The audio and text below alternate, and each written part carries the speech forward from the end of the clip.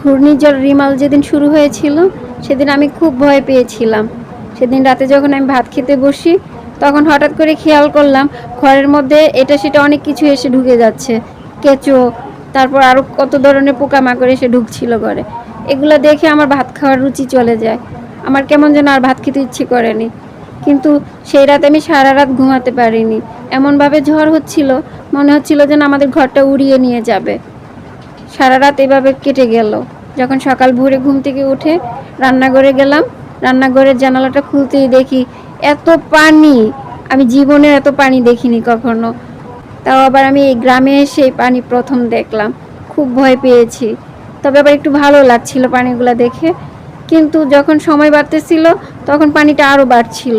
তারপর যখন জানালা খুলে বাড়ির উঠোনের দিকে তাকালাম, দেখলাম সব কিছু যেন ভেঙে চুরে একদম এলোমেলো হয়ে গেছে, বাড়ির যত গাছপালা আছে সব ভেঙে গেছে।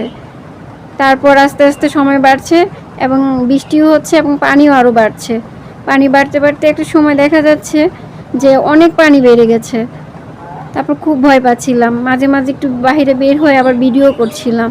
মানে ভালো লাগছিল, কিন্তু বুঝতে পারিনি এই পানি যে এতটা বেড়ে যাবে, এই পানি যে আমাদের ঘরে চলে আসবে সেটা কখনো ভাবিনি। কিন্তু যখন সন্ধ্যা হয়ে গেল হঠাৎ করে দেখলাম আমাদের ঘরে এসে পানি ঢুকে গেছে। আমি খুব ভয় পেয়ে গেছিলাম, খুব তাড়াতাড়ি করে এটা সেটা উপরে ওঠার চেষ্টা করছিলাম, এটা সেটা অনেক কিছু নষ্ট হয়ে যাবে সেজন্য অনেক তাড়াহুড়ো করছিলাম। তারপর যতটুকু পারছি এটা সেটা বিছানার উপরে, খাটের উপরে, টেবিলের উপরে ওঠানোর চেষ্টা করছি। তারপর গিয়ে আবার আমি নিজে খাটের উপরে বসে আছি আমার মাকে নিয়ে, আমার ছোট ভাইকে নিয়ে। সেদিন রাতে খুব ভয় পেয়েছিলাম, আল্লাহ যেন এরকম কোনো বিপদ আল্লাহ কোনো মানুষকে না দেয়। আমি এই প্রথম এই পানি দেখেছি, আমার এত ভয় লাগছে যে আমি কি বলবো।